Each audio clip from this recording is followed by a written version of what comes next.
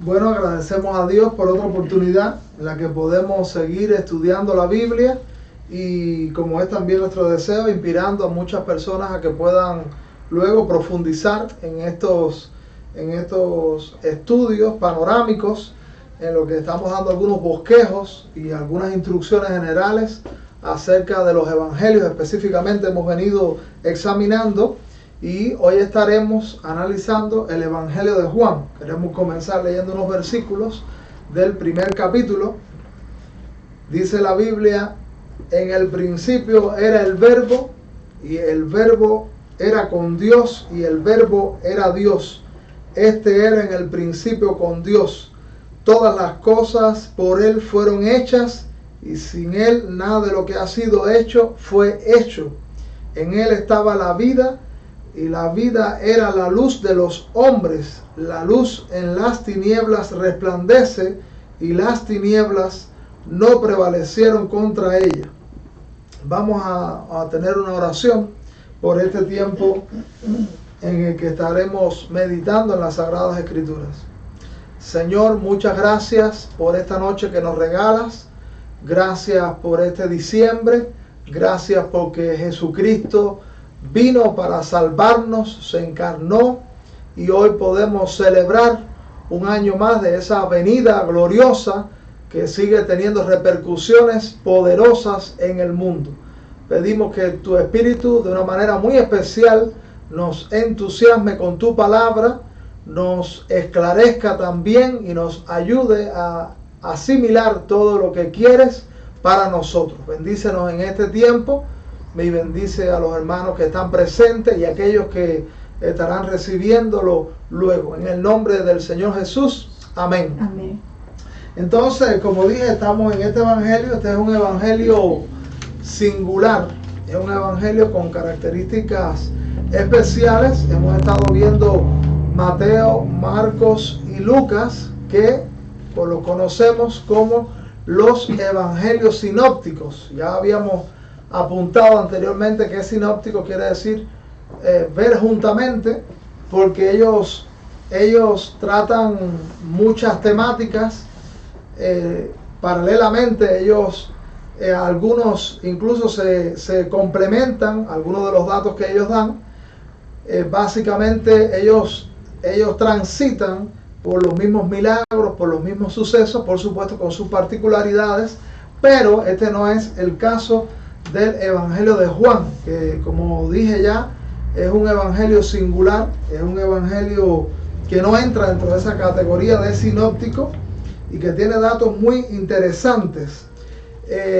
Por ejemplo, desde su capítulo 1, estos primeros versículos que leímos, encontramos datos singulares que el apóstol Juan nos deja ver, y es que esta presentación de Cristo como Dios y esta presentación desde el punto de vista celestial y desde la eternidad no está dado en los otros evangelios. Los otros evangelios, por decirlo de alguna manera, tratan la vida de Jesús, la persona de Jesús, por decirlo de alguna manera, reitero, desde el punto de vista terrenal, porque ellos empiezan a explicar el trasfondo humano de Jesús y por ejemplo, en el caso de Mateo y Lucas, comienzan con genealogía, dan datos genealógicos que hablan de la ascendencia de Jesús en el lado humano. Este no es el caso de Juan. Juan lo que viene presentando es algo que, a no ser que por revelación divina, a no ser por la obra del Espíritu Santo, mucha gente no hubiese podido saber que Jesús tiene sus orígenes, o mejor dicho, no tiene orígenes, porque Él es desde la eternidad. Y Juan viene hablando de los orígenes de Jesús en la eternidad pasada, y viene presentándolo como Dios mismo, como vamos a estar viendo más adelante. Encontramos muchos datos en este evangelio que no se dan en otros evangelios. Podemos mencionar también que en el evangelio de Juan no se registra los pasajes de la genealogía del nacimiento de Cristo.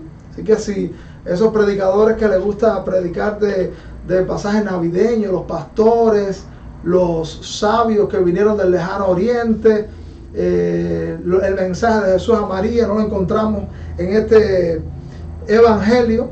También el bautismo de Jesús no se registra, ni la tentación de Jesús, tampoco se registra la última cena, ni lo que aconteció en el huerto de Getsemaní, pasajes tan relevantes como estos, ni su ascensión, ni tampoco se registran personas endemoniadas en este evangelio. Es otro dato interesante. Tampoco hay lenguaje parabólico en este evangelio. Sin embargo, en el evangelio se encuentran enseñanzas que tampoco están en los otros evangelios. Estas son algunas de las que tienen los otros evangelios que no se encuentran, estas que mencioné, pero hay otras que de no estar en el evangelio de Marcos, de Juan, de no existir un evangelio de Juan, pues no nos enteraríamos de algunos de sus sucesos. Ahí encontramos en el mismo capítulo 2 el milagro de la boda de Canaán. Ningún evangelio, ni Mateo, ni Marcos, ni Lucas tratan el milagro de la conversión del agua en vino. Tampoco encontramos en el evangelio de Juan aquel diálogo con Nicodemo, donde Jesús habló del concepto de nuevo nacimiento, referido a la conversión, al comienzo de la vida cristiana, como una experiencia espiritual milagrosa. Dimos un estudio pasado también en ese pasaje. No encontramos en los otros evangelios el suceso, el encuentro de Jesús con la mujer samaritana. Tampoco nos enteraríamos de la resurrección de Lázaro y de ese hombre que Jesús amaba y que Jesús lloró frente a la tumba, porque ese también está registrado solamente en este evangelio. El lavamiento de los pies de los discípulos. Ustedes recordarán que había un discípulo que no quería dejarse lavar por el Señor, y Jesús le dice: si no te lavo no tienes parte conmigo, y le dice: lávame completamente.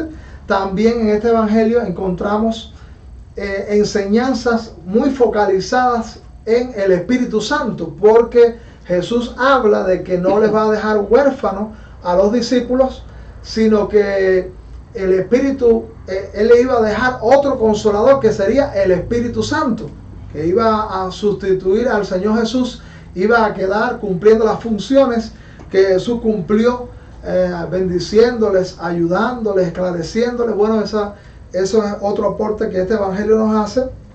Así son enseñanzas muy importantes.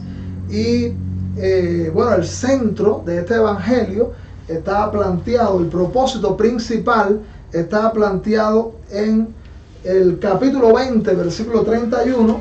Mire cómo dice en el capítulo 20, versículo 31, dice la Biblia: pero estas se han escrito para que creáis que Jesús es el Cristo, el Hijo de Dios, y para que creyendo tengáis vida en su nombre. Bueno, este es uno también, ese es un detalle interesante también, que en donde único se menciona el propósito específico del evangelio, y de este evangelio de Juan, es en este versículo. Los otros evangelios no tienen una declaración tan explícita acerca del propósito por el que se escribe.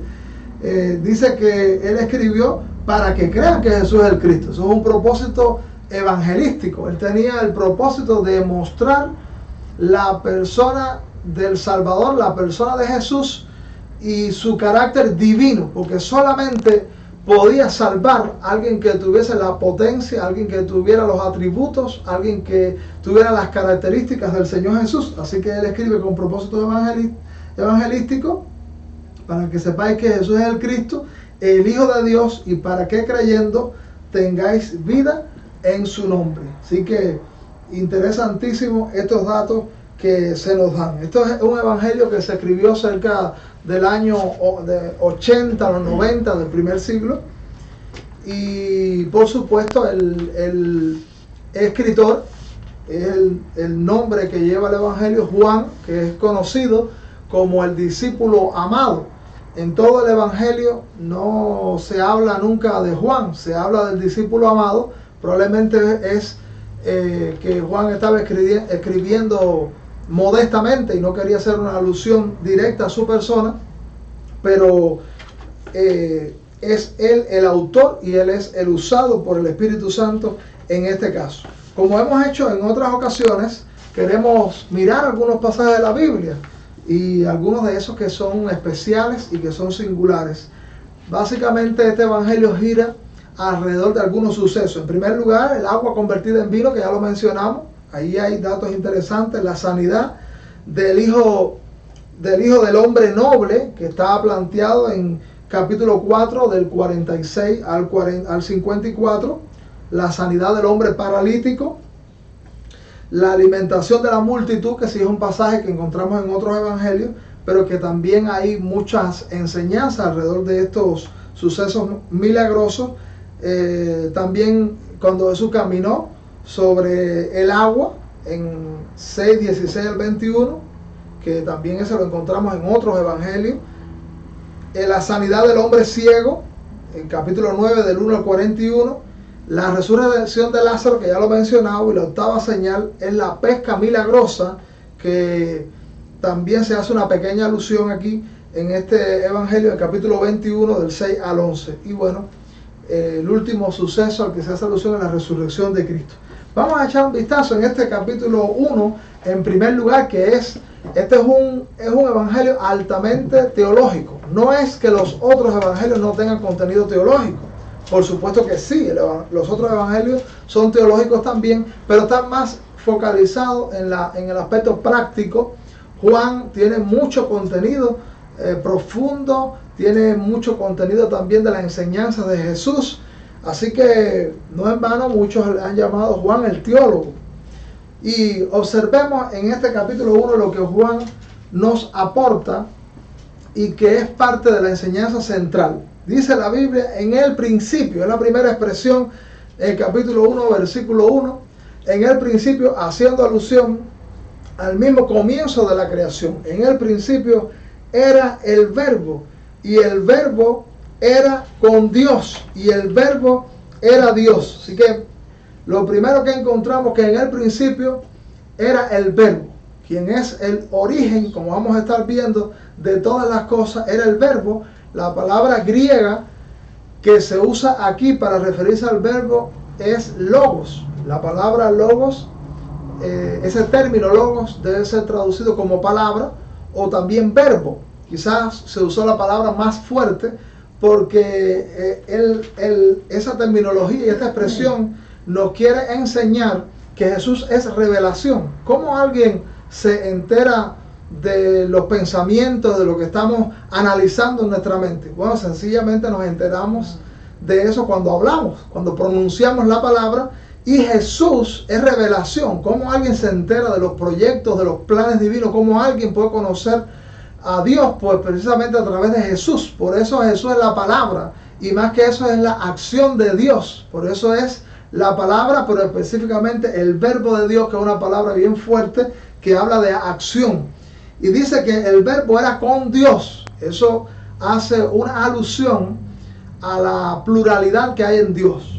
Aunque aquí no está hablando específicamente de la Trinidad, sabemos por todo el sentido de la Escritura que Dios es individual y plural al mismo tiempo. En Dios hay individualidad y colectividad porque Dios es un solo ser, hay un solo Dios, pero en el seno de la divinidad hay una Trinidad, el Padre, el Hijo y el Espíritu Santo. Y este verbo, Jesús, en su estado preencarnado, acompaña a Dios desde el principio. Así que el verbo estaba con Dios, dice la Biblia. Pero otro dato interesante es que ese verbo es Dios mismo. Aunque existe el Padre y existe el Hijo, sin embargo ellos dos, acompañados con el Espíritu, que no se está mencionando aquí ahora, son un solo Dios. Así que, y el verbo era Dios. Y dice el versículo 2, este era en el principio con Dios. Y un dato muy interesante que Juan quiere recalcar en su evangelio, que Jesús es de origen divino. Jesús es Dios. Y que Jesús, por ser Dios, es creador. Mire cómo dice el versículo 3. Todas las cosas por Él fueron hechas. Así que Jesús, en ese pasaje que leemos en Génesis capítulo 1, cuando Dios estaba diciendo sea y fue, y vio Dios que todo lo que estaba haciendo era bueno, Jesús está presente y Jesús está accionando y Jesús está creando junto con el Padre. Por eso dice, todas las cosas por Él fueron hechas, y añade algo más. Y sin Él, nada de lo que ha sido hecho fue hecho. Así que si no hay Dios, si no existe el Verbo, pues no hay creación, porque dice que sin Él nada de lo que ha sido hecho fue hecho. Así que Jesús es creador por excelencia. En Colosenses, y bueno, es el sentido de otras porciones de la Escritura, en Colosenses también encontramos que Jesús es creador. En capítulo 1, versículo 16, le acompaño respaldo de este planteamiento de Juan, también expresado por el apóstol Pablo en la epístola a los Colosenses, cuando dice, porque en Él fueron creadas todas las cosas, las que hay en los cielos y las que hay en la tierra, visibles e invisibles, sean tronos, sean dominios, sean principados, sean potestades, todo fue creado por medio de Él y para Él. Así que Jesús es creador, el Verbo. Y dice el versículo 4 en capítulo 1 de Juan, que en Él estaba la vida, porque aquí es muy interesante ese planteamiento, porque nosotros tenemos vida, pero cuando la Biblia está planteando que en el Verbo estaba la vida, nosotros tenemos vida, pero nosotros no somos fuente de vida. La vida que tenemos es adquirida, la hemos recibido, pero aquí la Biblia dice que cuando plantea en Él estaba la vida, está hablando más que una vida recibida, más que vivir de por sí, sino que Él es la fuente, Él es el origen, Él es la vida en sí mismo. En Él estaba la vida, y la vida era la luz de los hombres. La luz en las tinieblas resplandece. Donde están las tinieblas de la muerte producida por el pecado, pues Jesús es vida, es luz, es oportunidad para volver a vivir en medio del cementerio terrenal de hombres espiritualmente muertos, y hombres que por estar muertos espiritualmente finalmente también experimentarán la muerte biológica. Dice la Biblia, y las tinieblas no prevalecieron contra ellas. Jesús experimentó muerte, Jesús también se enfrentó al pecado, pero Jesús es vida, y Jesús triunfó sobre el pecado y sobre la muerte, triunfó sobre las tinieblas. Así que bueno, Juan está interesado en que no pensemos en que los orígenes de Jesús están en María, están en el nacimiento virginal, están en el anuncio del ángel, están en aquellos primeros sucesos del aspecto terrenal que está narrado en los otros evangelios, sino que Juan está haciendo alusión que Jesús existía mucho antes de que María se enterara de que iba a tener un hijo, mucho antes de que Zacarías y Elizabeth tuvieran a Juan, mucho antes que Abraham, citando la misma Biblia en otros textos de este evangelio, que Jesús dice, antes que Abraham fuese, yo soy. Ya Juan nos lo viene declarando desde este primer capítulo, que Jesús es preexistente, que Jesús es eterno, que Jesús es creador. Así que eso es algo singular que no nos presentan los otros evangelios. Solamente esta enseñanza teológica fundamental la viene presentando el evangelio de Juan. Es un aporte que él nos viene presentando acerca de Jesús. Y bueno, está mezclado con el precursor del Señor y el preparador del camino del Señor, que sabemos que es Juan el Bautista. Juan el Bautista fue un profeta grande. Dice Dios que de los nacidos de la mujer no había como Juan el Bautista, un hombre especialmente preparado para anunciar que ese verbo, que ese Dios iba a irrumpir en la historia, y Juan iba a ser un anunciador de ese evento que en algún momento iba a acontecer en la historia. Así que los versículos que siguen están hablando de ese hombre enviado que iba a estar dando ese anuncio. Dios siempre tiene instrumentos que Él usa para preparar el camino para eventos mayores que Él desarrolla en la historia. Es muy interesante también que a partir del versículo 19 se da un suceso que puede ser de grande enseñanza para los líderes y para los que sirven al Señor y para los que son usados poderosamente y son escogidos para servir al Señor, y es la humildad con la que Juan se desarrolla a pesar de ser un hombre con un nacimiento milagroso, siendo acompañado por el Espíritu Santo desde el vientre de su madre y siendo bendecido de una manera extraordinaria, y Dios dando opiniones tan elevadas de Juan el Bautista. Este hombre es muy humilde. Dice el versículo 19, este es el testimonio de Juan cuando los judíos enviaron de Jerusalén sacerdotes y levitas para que le preguntasen: ¿tú quién eres? Mire qué enseñanza más linda. Le preguntan: ¿tú quién eres? Hay muchísimos que a lo mejor en el lado humano, en nuestra carne, nos encantaría que nos preguntaran: ¿tú quién eres?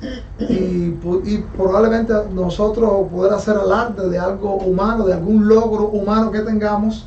Pero mire cómo dice Juan, no contesta directamente. Usted puede observar el versículo 20 que dice: confesó y no negó, sino confesó: yo no soy el Cristo. No dijo quién era, solamente dijo: lo más importante que ustedes deben saber es que yo no soy el Cristo. Él era una voz que estaba quedando en el anonimato. Juan el Bautista, como hombre de Dios, como siervo de Dios, como alguien que ama profundamente al Señor, alguien que tiene claro los planes de Dios y en quién la gente debe fijar su atención, pues no tiene ningún interés en presentarse él como el gran líder, como el gran personaje, como el gran profeta, sino que él tiene interés en que la gente sepa solamente: yo no soy donde ustedes deben poner los ojos, yo no soy el Cristo, yo no soy el Salvador. Dice la Biblia en el versículo 21, y le preguntaron: ¿qué pues? ¿Eres tú Elías? Dijo: no soy, porque él no era Elías. Elías, aunque él era el Elías que había de venir, en el sentido de que él iba a desarrollar un ministerio semejante al de Elías, como los evangelios hablan en otro lugar, y quizás en otro momento podemos hacer alusión a ello. Él no es Elías literalmente, sino que es un hombre con un ministerio similar al profeta del fuego, que fue como fue conocido Elías. Él dijo: no soy. ¿Eres tú el profeta? Y respondió: no. Le dijeron: pues ¿quién eres tú para que demos respuesta a los que nos enviaron? ¿Qué dices de ti mismo? Dijo: yo soy la voz de uno que clama en el desierto: enderezad el camino del Señor, como dijo el profeta Isaías. Este evangelio es una enseñanza bella para nosotros.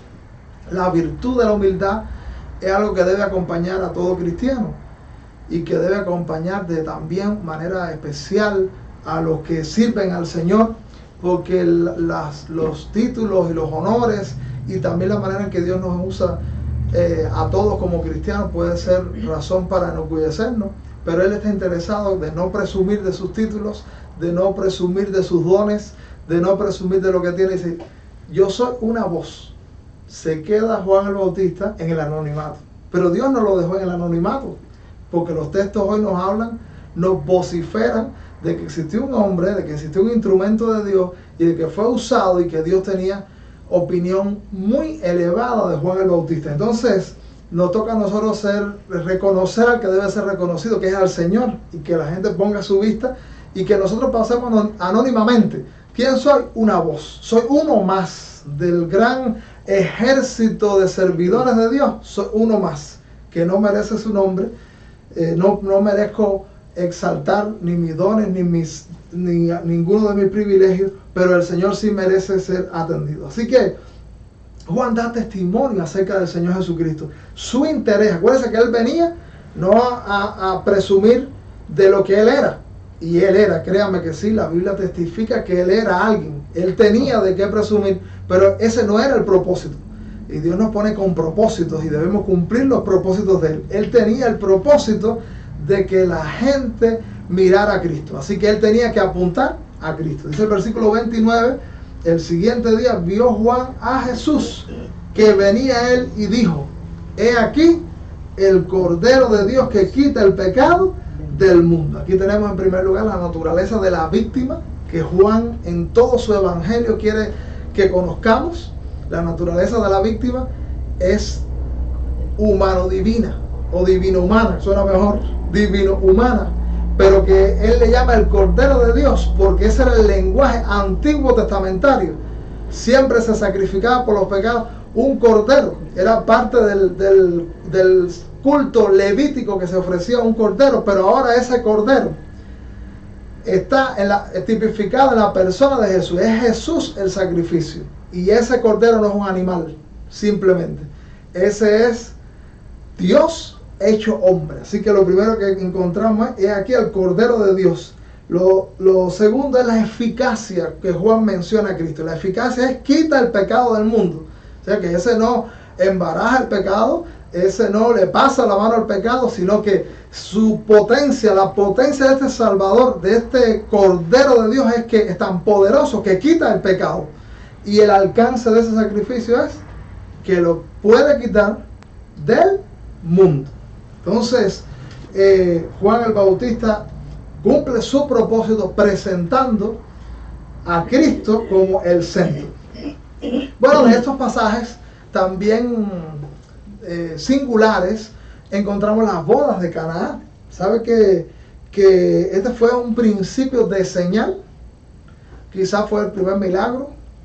Mire cómo dice la Biblia en el capítulo 2, versículo 11. Mire cómo dice, este principio de señales hizo Jesús en Caná de Galilea y manifestó su gloria, y sus discípulos creyeron en él. Así que ese es un dato que no los da en los otros evangelios, pero hay un principio de señal que Jesús hizo y que fue un milagro tremendo. Algo bello que acontece es que Jesús no se presentó en las bodas porque él se impuso para estar en las bodas. La Biblia dice y testifica que él fue invitado a las bodas. Qué bueno si todos los que se casaran invitaran a Jesús. Mire cómo dice el versículo 2, y fueron también invitados a las bodas Jesús y sus discípulos. Así que él fue invitado a participar de ese suceso. Una boda es un suceso muy importante. Eso es un suceso trascendental en la vida de una persona. Así que Jesús entró en esa boda por invitación de esa familia. Y bueno, ahí no sabían que iba a haber un problema, que se iba a presentar un problema. Pero nosotros podemos predecir que siempre que se va a unir una familia, que va a haber unas bodas, habrá luchas, habrá problemas. Seguro que sí, habrá problemas. Y qué bueno si cuando aparece el problema, Jesús está presente porque le hemos invitado. Eso fue el caso. Dice la Biblia en el versículo 3, y faltando el vino, la madre de Jesús le dijo, ¿no tienen vino? Jesús le dijo, ¿qué tienes conmigo, mujer? Aún no ha venido mi hora. Así que María fue para allá. Fíjense que no es María la que hace el milagro. María se remite como cualquier mortal a Jesús. Jesús tenía en el calendario divino, hay horarios hay tiempos, hay momentos específicos para Jesús desarrollar su obra. Y él viene diciendo que aún no había llegado la hora de manifestar todo su esplendor, de manifestarse como debía hacerlo.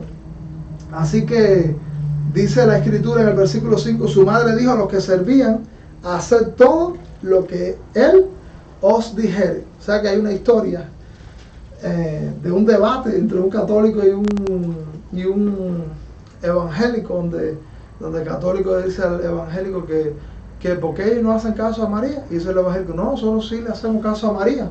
Y dice, ¿ustedes hacen caso a María? Y dice, sí. Mire lo que dice la Biblia, que María fue y le dijo a la gente, le dijo ahí a los que servían, hacer todo lo que él os dijere. Nosotros estamos haciéndole caso a María. Ella remitió a la gente que hiciera caso a Cristo, así que nosotros estamos haciendo caso a María, haciéndole caso a Cristo, porque eso fue lo que ella le dijo.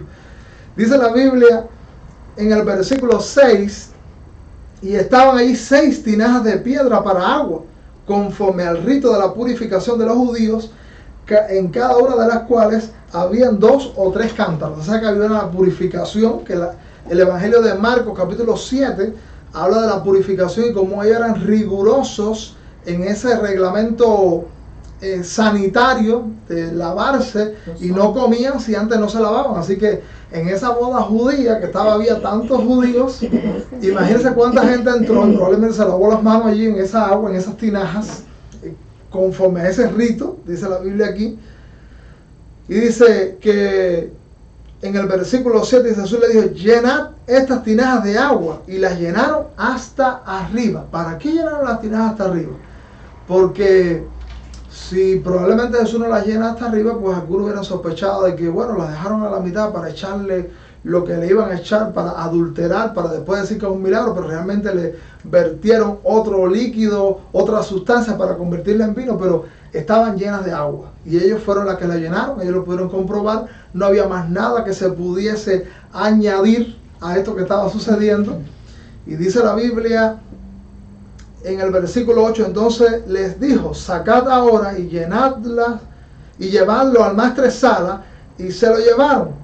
Cuando el maestresala probó el agua hecha vino, sin saber él de dónde era, aunque lo sabían los sirvientes que habían sacado el agua, llamó al esposo.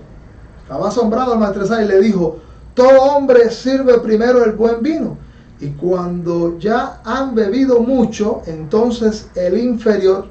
Ya cuando la gente ya está sabrosa y quizás algunos hasta embriagados, no se van a dar cuenta del vino malo, pero dice aquí: mas tú has reservado el buen vino hasta ahora. ¿Cuál era el buen vino? El milagro que el Señor había hecho. Hay una tremenda enseñanza, porque esas tinajas de la purificación fueron instrumentos de Jesús. La llenaron hasta arriba de tal manera que solo lo que se podía hacer allí era el toque de Jesús. Era lo único que cabía en esa tinaja, era el milagro de Jesús, lo que el Señor podía añadirle, pero humanamente no se podía añadir más nada. Y nosotros, el Señor también nos enseña que esas tinajas sucias, cuántos microbios, cuánta suciedad, yo no sé cómo estaba esa agua, pero en ese rito de la purificación yo estoy convencido que había mucha suciedad y muchas manos que habían pasado por esa agua. Y Jesús coge eso sucio, esas tinajas, esa agua, eso que probablemente era desagradable a los ojos humanos, y lo usa para hacer un milagro. Y nosotros somos humanamente instrumentos sucios. Cuando todo hombre ha pecado, todo hombre ha fallado, y cuando venimos al Señor venimos sucios, venimos inservibles, venimos que humanamente no hay nada que hacer. Pero algo lindo es que cuando el Señor toca, el Señor hace el milagro, el Señor le da el añadido que solo puede dar Él, que es el añadido milagroso de la señal de Jesús, y convierte esas tinajas en un instrumento que iban a hablar por los siglos de los siglos, y que hoy jueves nosotros podemos hablar aquí de que Jesús usó esas tinajas, y esas tinajas quedaron registradas allí. Nosotros podemos ser instrumentos, y el Señor puede añadirnos lo que no puede añadir el hombre, para que podamos ser bendecidos a través de Él. Así que ahí hay algo bello. También en el capítulo 3, no voy a añadirle mucho porque tuvimos un estudio cuando hablamos de la conversión, que es el capítulo 3, Jesús y Nicodemo, ese hombre maestro de la ley, maestro del Antiguo Testamento, un especialista, alguien que tenía culto, tenía oraciones, pero necesitaba la conversión. Está narrado la importancia del nuevo nacimiento, y Jesús presentándoselo por primera vez a Nicodemo, para que él tuviera esta experiencia de conversión y pudiera tener la experiencia con el Espíritu de Dios. Algo bello. En el capítulo 4, algo que también hicimos, Jesús y la mujer samaritana. Las mujeres eran un encuentro de Jesús con una mujer, y que Jesús se haya sentado, haya conversado, eso es todo un suceso. Ya dijimos en otro encuentro que en los tiempos bíblicos donde la mujer era tan despreciada, Jesús le da valor, Jesús le da importancia, se sienta con ella y le da del agua viva, y le propone el agua viva, que es lo que Él tiene para dar, más allá de lo que ella pudiera hacer. Y Jesús también le da un dato teológico a esta mujer, y es que los judíos hasta el momento habían pensado que el lugar para adorar era Jerusalén, Y usted sabe que muchos judíos en la antigüedad iban a Jerusalén, cuando iban a otros lugares, oraban en diferentes horarios, mirando para donde estaba Jerusalén, y aún a veces alzaban las manos para Jerusalén. Esa mujer tenía inquietudes teológicas, porque ella le dice al Señor en el capítulo 4, le dice en el versículo 22, la mujer, Jesús le dice: vosotros adoráis lo que no sabéis, nosotros adoramos lo que sabemos, porque la salvación viene de los judíos. Y Jesús le dice: mas la hora viene y ahora es, cuando los verdaderos adoradores adorarán al Padre en espíritu y en verdad, porque también el Padre tales adoradores busca que le adoren. O sea, donde ahora la adoración que Jesús está proponiéndole a esta mujer, que es parte de lo que del vino nuevo, es parte del mensaje refrescante del evangelio que Jesús le está transmitiendo a esta mujer, que tiene esos criterios judaicos en su mente. Es que no es un monte, no es Jerusalén, sino que ahora no se trata del lugar geográfico, se trata de tener el espíritu, de adorar a Dios en el espíritu. Por eso dice: la hora viene, y precisa, ahora es. Es decir, que ya ha comenzado el momento en que podemos adorar a Dios. No importa dónde estemos, la adoración a Dios, cuando estamos en el espíritu, no importa el lugar geográfico. Y dentro de los argumentos que el Señor desarrolla por lo que esa adoración es posible, es por la naturaleza divina, que está planteada en el versículo 24. Dice: Dios es espíritu, y los que le adoran en espíritu y en verdad es necesario que le adoren. Así que le propuso eso. Esa mujer tuvo un encuentro bello con el Señor. Allí hay muchas aplicaciones para nuestra vida de ese diálogo que el Señor desarrolló con esa mujer. Probablemente en este momento ninguno de los discípulos se hubiese atrevido a sentarse con la samaritana, ningún religioso, ningún maestro de la ley se hubiese atrevido, pero Jesús se sentó y conversó y le propuso y la esclareció y la ayudó. Y yo creo que no queda nadie fuera del plan del Señor, y no queda nadie que el Señor no quiere proponerle el agua de vida y proponerle una auténtica adoración.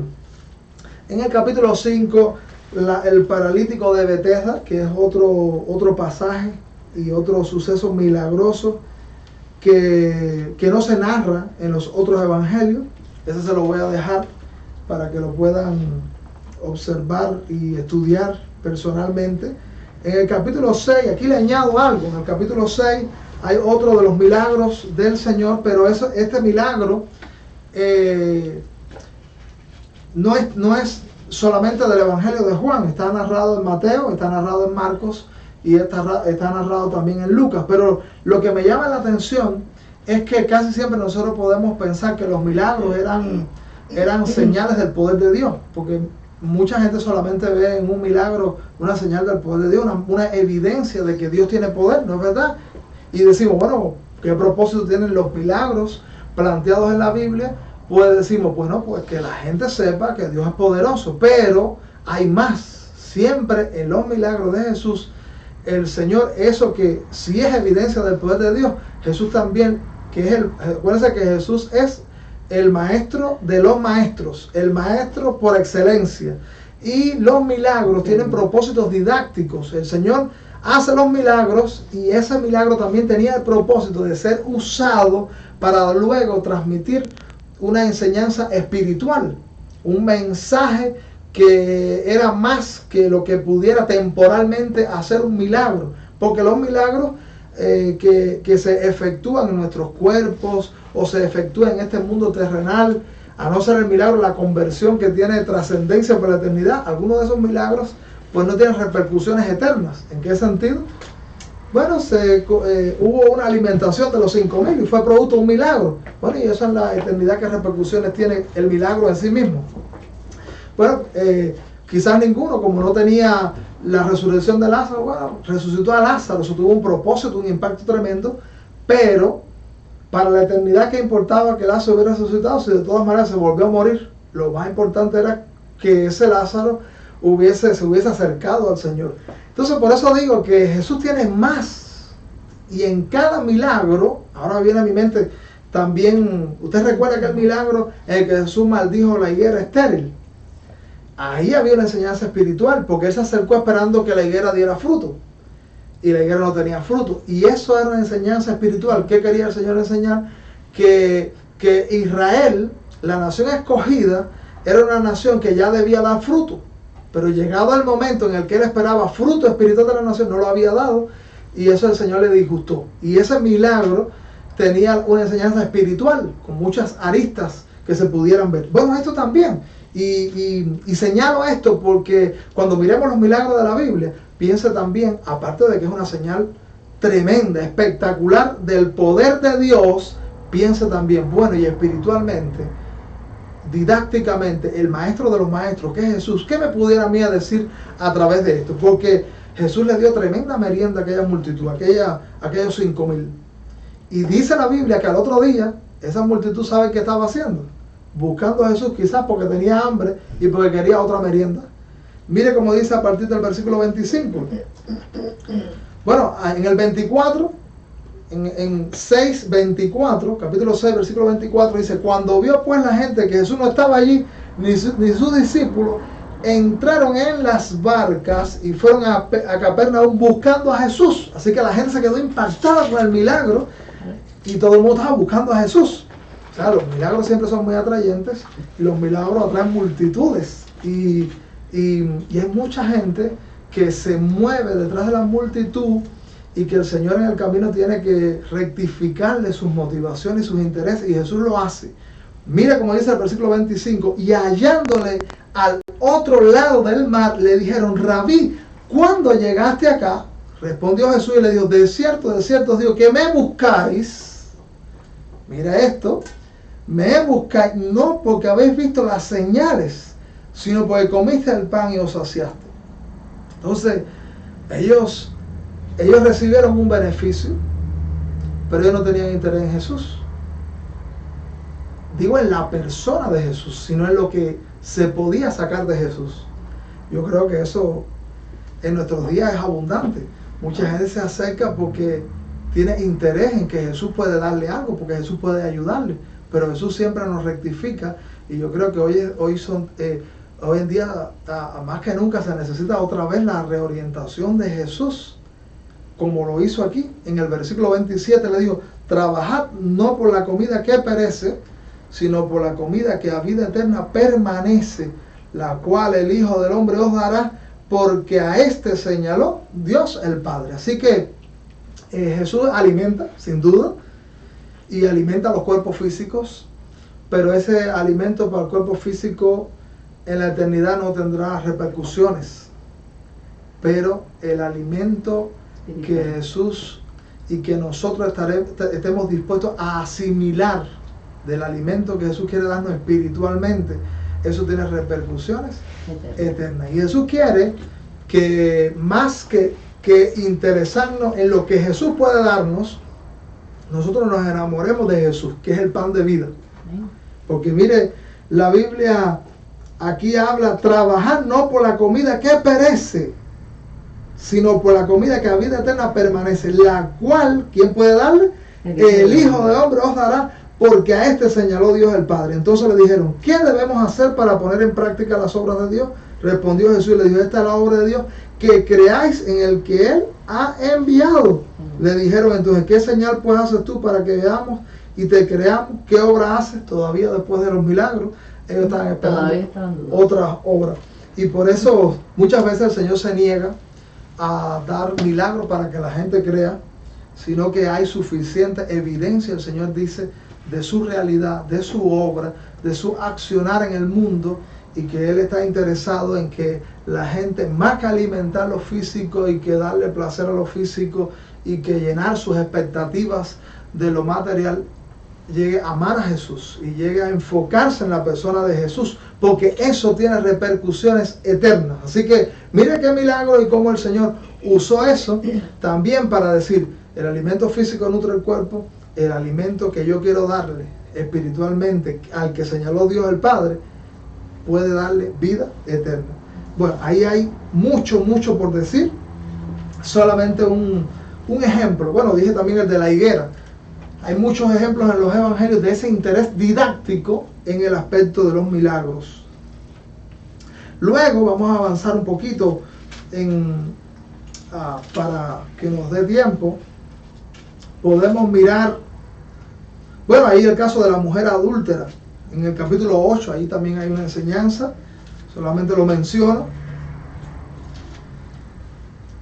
Y vamos a mencionar algo del capítulo 11, muerte de Lázaro. Ese es otro suceso, no nos hubiéramos enterado de este milagrazo del Señor. Muchos de los milagros que Juan también seleccionó, en ellos hay también evidencia en que Jesús es Dios.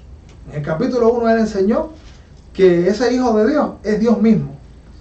Y en mucho de lo que Juan seleccionó para hacer su evangelio, muchos de esos milagros, porque hay milagros que la gente de Dios puede también en oración lograr que acontezcan, ¿no? En oración pidiéndole a Dios, Dios responde, pero hay acontecimientos que evidencian la naturaleza divina del Salvador. Así que Juan también estuvo interesado en hacer una selección muy poderosa que dejara impactado a la gente acerca de la persona de Jesús. Así que aconteció la muerte de Lázaro dentro de esta narración, que Lázaro era hermano de María y Marta. Ellas rápidamente, eso está en el capítulo 11, ellas rápidamente dan el anuncio al Señor. Ellos hablan al Señor. En el versículo 3 dice: enviaron pues las hermanas para decir a Jesús: Señor, he aquí el que amas está enfermo. Mire usted qué cosa más tremenda. Bueno, ellas apelan a que Jesús, ¿qué cosa siente por Lázaro? Amor. Y parece que un amor estremecedor tenía Jesús por Lázaro, que ellas apelan a eso. Señor, el que amas está enfermo. Es muy interesante, ellas hacen el anuncio, ellas apelan a la misericordia del Señor, apelan al poder de Dios, apelan a lo que el Señor está sintiendo por Lázaro, y hay algo que el Señor nos enseña, porque Lázaro, sabemos por la narración que no fue sano. Lázaro se complicó. Dice la Biblia en el versículo 4, oyéndolo Jesús dijo: esta enfermedad no es para muerte, sino para la gloria de Dios, para que el Hijo de Dios sea glorificado por ella. Así que ahí encontramos una muerte, una enfermedad que el Señor quiere usar también para exaltar. ¿Qué es más grande? Que Jesús sane a los enfermos o resucite a los muertos. Sin lugar a dudas, la resurrección es un evento mucho más grande. Pero el Señor permite que empeore Lázaro. Quizás en algunas mentes de nosotros eso no cabría. ¿Cómo Jesús va a permitir? Y pasan los días, Señor, y Marta y María pudiesen estarse preguntando: Él no siente tanto amor por Lázaro, porque mire cómo se demora. Ya le mandamos el anuncio, ya le dijeron que Lázaro está gravemente enfermo, y Jesús no hace caso. Dice la Biblia en el versículo 5: y amaba Jesús a Marta, a su hermana y a Lázaro. Cuando oyó pues que estaba enfermo, se quedó 2 días más en el lugar donde estaba. Así que Jesús permite que la situación empeore. Entonces eso quiere decir que hay situaciones por las que nosotros oramos, ponemos en el altar de Dios, le decimos: Señor, ayúdame, y quizás muchas personas pueden ver que la situación ha empeorado, que Dios está metido en el asunto, y que es Dios el que está en control del asunto, y es que es Dios también el que está dando margen para que las situaciones empeoren. Bueno, porque Dios tiene sus planes. Marta y María ignoraban totalmente el plan de Dios. Ellas en un momento salen a cuestionar también al Señor, porque Él ha permitido que la situación empeore. Quizás nosotros en algunos momentos tenemos situaciones, oramos a Dios y las situaciones empeoran, y ya hemos anunciado al Señor nuestra situación, hemos pedido su intervención, pero la situación empeora. Bueno, pero no debemos desanimarnos, porque a lo mejor el Señor quiere hacer algo más grande, más poderoso, más lindo, y así fue con este hombre.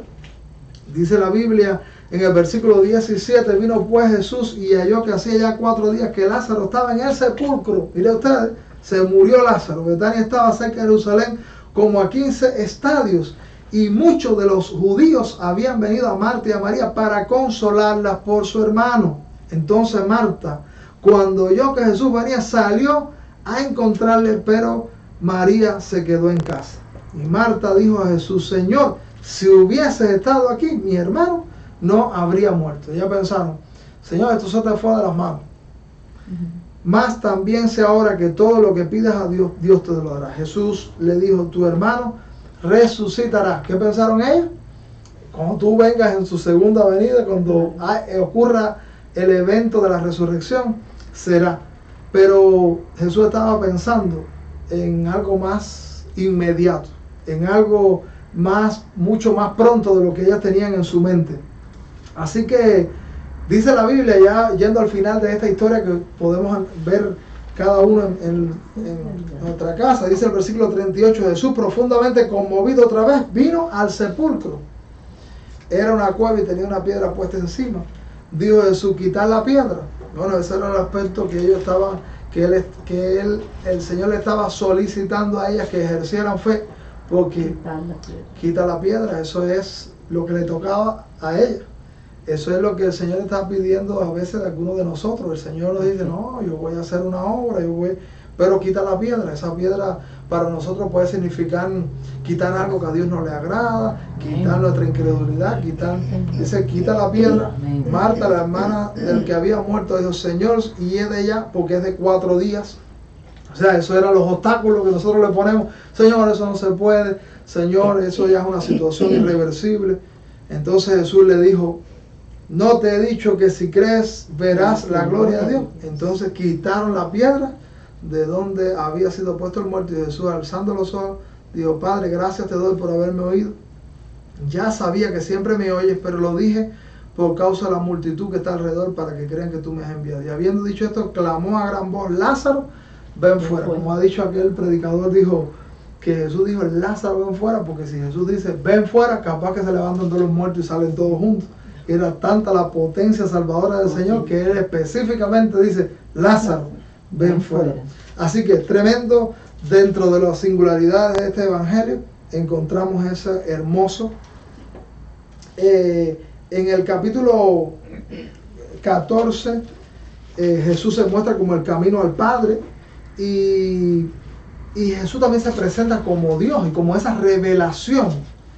Solamente aquí quiero señalar una pregunta que le hicieron al Señor. En el capítulo 14, en el versículo 8, Felipe, mira lo que le dice al Señor: Señor, muéstranos al Padre y nos basta. Fíjese usted, él lo que estaba diciendo es: queremos ver a Dios. Jesús le dijo: tanto tiempo hace que estoy con vosotros y no me has conocido. Felipe, el que me ha visto a mí, ha visto al Padre. ¿Cómo pues dices tú, muéstranos el Padre? Juan, acuérdense que está interesado en mostrar que Jesús es Dios. Y en este diálogo de Jesús con Felipe, otra vez Juan está demostrando en palabras de Jesús que es divino. Dice la Biblia, versículo 10: ¿no cree que yo soy en el Padre y el Padre en mí?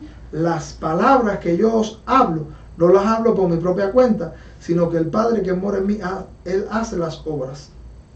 Creedme que yo soy en el Padre y el Padre en mí. De otra manera, creedme por las mismas obras. De cierto os digo, el que en mí cree, las obras que yo hago, Él las hará también, y aún mayores hará, porque yo voy al Padre. Así que el que me ha visto a mí, dice Jesús, ha visto al Padre. Por eso en el capítulo 1, Juan presenta a Jesús como la palabra, porque la palabra declara lo que nosotros pensamos, y Jesús es el verbo, la palabra, en el sentido de que Él da a conocer los propósitos, los atributos, las características. ¿Quién es Dios? A través del Jesús encarnado, de la revelación encarnada, se puede saber. Y en el capítulo 14, más adelante, Jesús plantea que Él se va, porque Jesús tiene el plan de morir en la cruz. Aquí hay cosas tremendas, bellas, que quisiera hacer alusión, pero no nos daría tiempo. Pero los discípulos están tristes porque Jesús dice que Él se va. Y Él se va pasando por la cruz. Él se va al cielo, muriendo en la cruz por los pecadores, que ahí es donde Él le prepara el lugar. Voy pues a preparar lugar para vosotros. Ese pasaje se refiere, ¿dónde Jesús prepara morada para los que van a ir al cielo? En la cruz. No es allá en el cielo que está construyendo algo, porque el cielo está habilitado. El cielo no necesita que lo ensanchen, el cielo no necesita que construya nada, sino que en la cruz del Calvario es donde Jesús crea la morada, donde posibilita que haya espacio para todo aquel que en Él cree.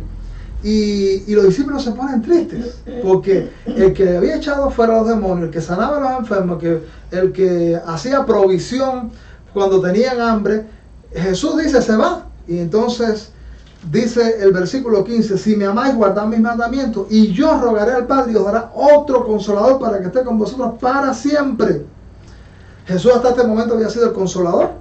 La palabra consolador en griego quiere decir, es paracleto, y paracleto quiere decir uno que está al lado, es uno que está sosteniendo, es uno en el cual también podemos apoyarnos. Entonces Jesús es paracleto hasta este momento, pero cuando Jesús vaya al cielo, Él dice, yo no los voy a dejar huérfanos, yo no los voy a dejar solos, yo les voy a dar otro consolador. ¿Usted cree que a usted le consuela que yo le diga a mi familia, no, yo me voy, pero yo les voy a dejar un perrito que tengo?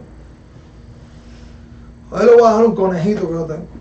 Eso no suple, ¿verdad? Porque quien realmente puede consolar es quien tiene los mismos atributos, las mismas características.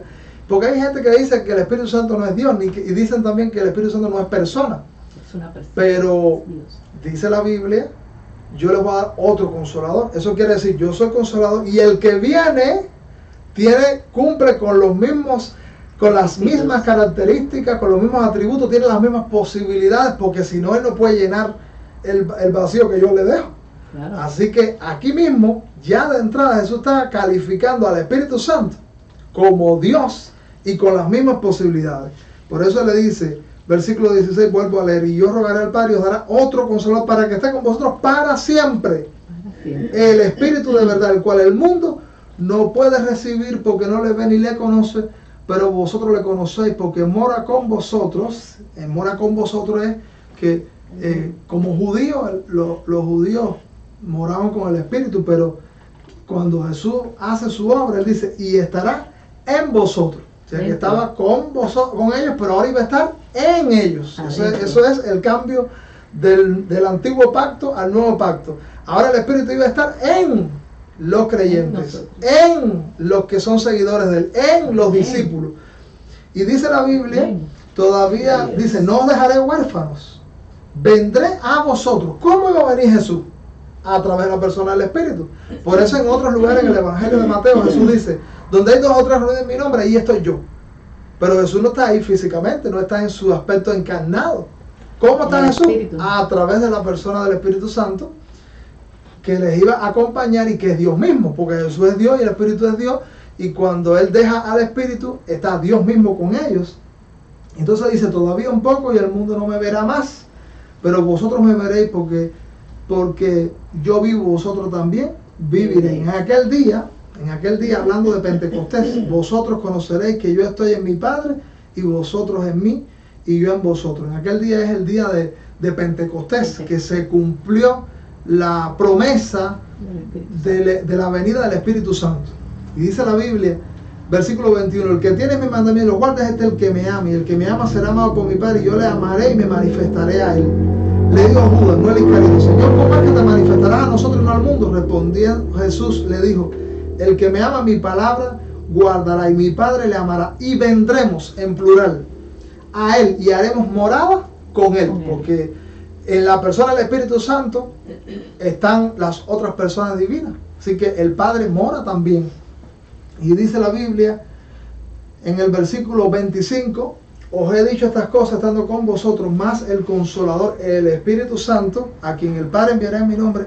Y mira, estas son todas características de una persona. Dice allí que el Espíritu enseñará todas las cosas, os recordará todo lo que os he dicho. Ninguna fuerza puede enseñar ni hacer recordatorios, solamente una persona. Por eso el Espíritu, siendo persona y siendo Dios mismo, puede, todo lo que Jesús ha enseñado, el Espíritu de Dios lo iba a recordar, lo iba a transmitir, lo iba a hacer, lo iba a esclarecer en la mente de los discípulos. Así que el Espíritu de Dios tiene un magisterio, porque Él enseña y Él recuerda. Así, bueno, ahí hay muchísimo también que decir, incluyendo el capítulo 16, que está dedicado a la obra del Espíritu Santo. La oración de Jesús en el capítulo 17, Jesús ora por sus discípulos, que esa es una oración que llega hasta nuestros días. Jesús, cuando oró en esa oración, oró por nosotros también. Y luego viene el arresto de Jesús y el milagro, la crucifixión y el milagro de la resurrección, que es otro de esos pocos milagros que Juan narra en su evangelio.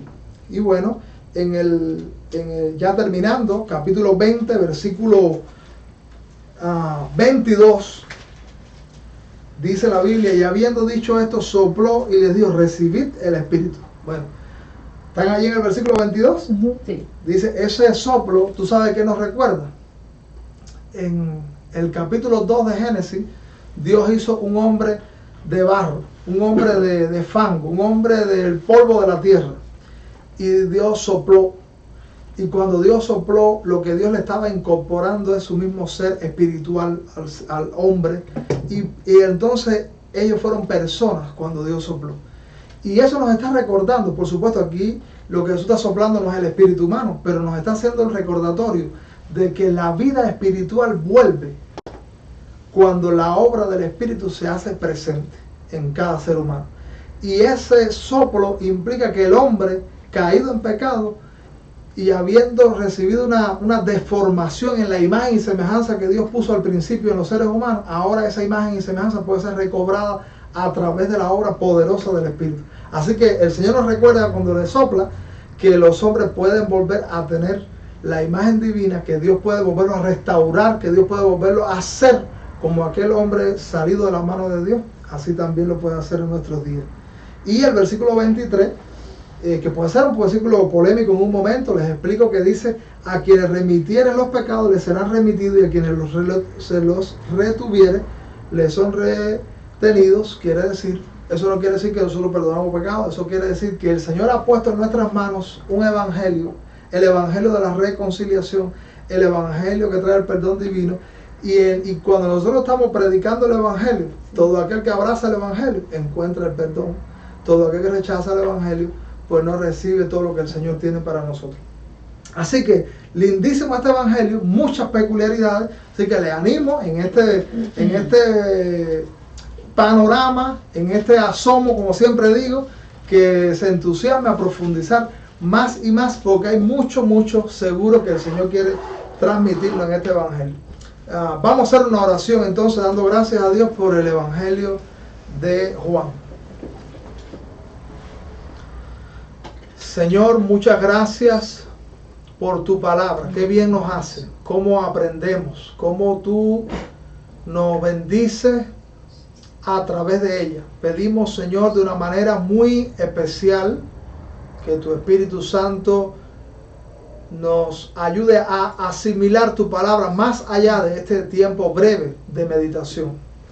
Que tú permitas que podamos entusiasmarnos a profundizar tu palabra. Tu palabra es orientación, tu palabra es guía, tu palabra es ánimo para nosotros. Oramos, Señor, por toda persona que tiene luchas y que tu palabra le ha hecho bien, para que tú le levantes, le bendigas. Y aquellos que tienen inquietudes espirituales, tienen inquietudes doctrinales, tú también a través de esta sencilla exposición pueda darle alguna pequeña luz que pueda ayudarle a avanzar hacia una luz mayor. En el nombre del Señor Jesucristo. Amén. Amén. Amén. Magnífico.